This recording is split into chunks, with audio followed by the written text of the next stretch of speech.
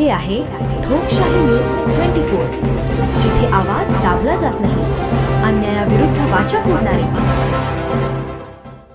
निधन वार्ता.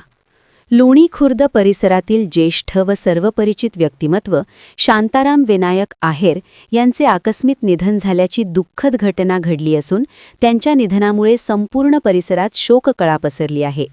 त्यांच्या जाण्याने सामाजिक क्षेत्रात मोठी पोकळी निर्माण झाली आहे. स्वभावाने मनमिळावू, शांत व सर्वांशी आपुलकीने वागणारे असे त्यांचे व्यक्तिमत्व होते.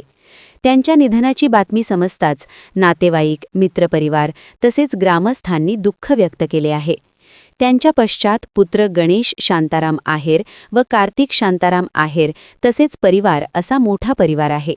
त्यांचा अंत्यविधी आज शनिवार दिनांक 21 मार्च 2026 रोजी सकाळी 11 वाजता लोणी खुर्द येथील अमरधाम स्मशानभूमीत पार पडणार आहे. या दुःखद प्रसंगी परशुराम विनायक आहेर यांनी भावना व्यक्त करत कुटुंबियांना धीर दिला आहे.